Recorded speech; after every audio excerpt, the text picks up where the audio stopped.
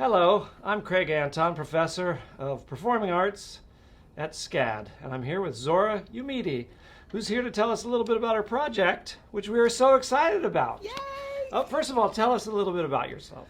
So I am originally from Nigeria. I moved to America when I was 2 years old, but Igbo is my native language and it's my first language, and then English follows suit. I graduated undergrad spring 2021, NCCU, Eagle Pride. No idea what that means. It's our mascot. I think you made all that up. Okay. I heard- graduated with a double degree in music and another degree in theater. So that was really exciting. I actually started undergrad as a mathematics major on a pre-med track, but life took its course, learned some hard lessons, gained some resilience and strength, and finally stepped into what my niche was, performing. Yeah, and thank you for that. Thank you for your spirit always. And Thank you. from what I've seen, everything's been fantastic and Yes. continues to grow and find itself. Absolutely. And, thrilled to, be on this journey with you. Truly. Thank you so much. So tell us about this project. So, this is a cabaret that turned into a musical called the Alan Menkens musical, A Whole New World. So originally it was supposed to be a Sondheim cabaret, but then when they put me on the project, I denied it like 3 times, by the way. Because I just was like, I kind of had this fear about writing my own stuff because I felt like maybe it's not going to be good or maybe it's not going to read well.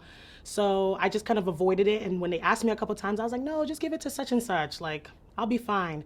But then what I've learned growing up in my faith is that you don't let fear encompass you, and you go out into those raging waters because you have someone who is there as your solid rock and foundation that's going to get you through those things. So I leaned on him and I just said, I'm going to do it. It scares me, but maybe this is why I need to do it so I can get over that fear, and probably this is a way of opening another door for me into something new that I didn't know that I could do because fear was standing in the way. So I did it. And when I took on the project, I said, okay, well, can I change it from Sondheim? Because love you, Sondheim, rest in peace. I just was like, I don't know. I don't know where to start with that. I didn't have a vision. So the first name that popped in my head was Alan Menkens, because I know that in undergrad for music and theater, I did a lot of Alan Menkens productions, Sister Act. And I just thought to myself, why don't I do an Alan Menkens cabaret?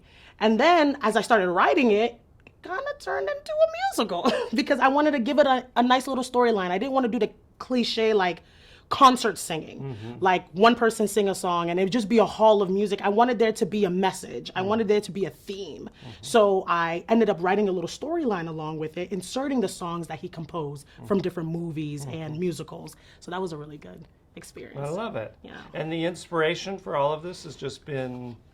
So particularly for this piece, because it's about believing in yourself and having confidence, comes from me believing in myself and having the confidence to jump into this project, even though it scared me and even though I didn't know the outcome that it would come with it. But as long as I knew that I put my effort and I put my all into it and I trusted God that it would be what it needed to be. So I was like, I want my protagonist to work around that. I want her to go through this journey of not believing in herself, but she's where she wants to be, but she just doesn't have that courage to come out and say, okay, I'm gonna have this confidence in myself and I'm gonna do this.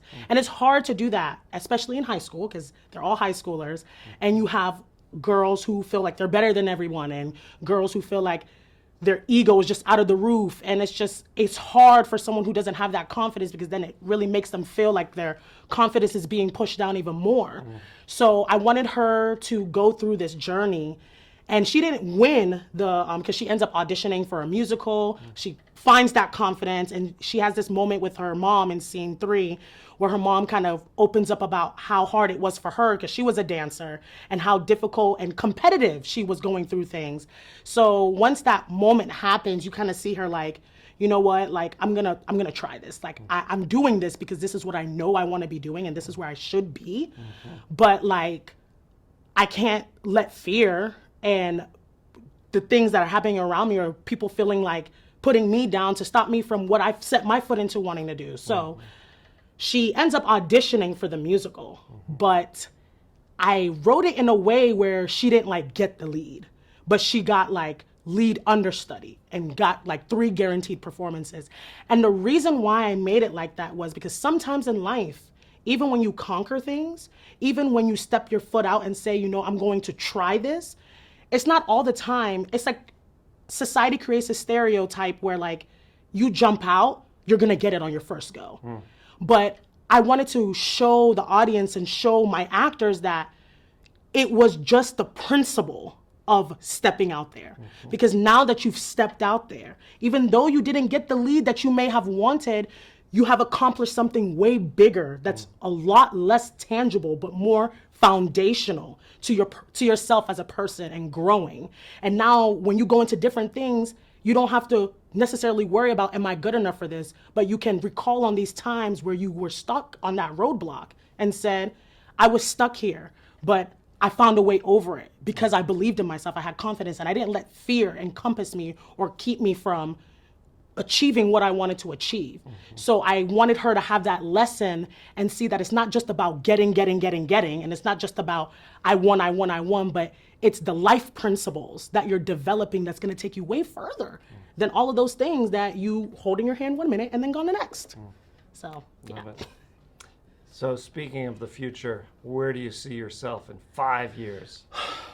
Well, by God's grace, I hope I'm in a PhD program somewhere. Ah, PhD program in performance studies would be nice. I also, now that I've stepped out and I started doing this directing stuff, I think I could see myself also somewhere in the field of directing if I'm not acting. And I think that's a blessing to be in front of the camera, on stage, and then be in the audience calling the show, and then being behind the camera.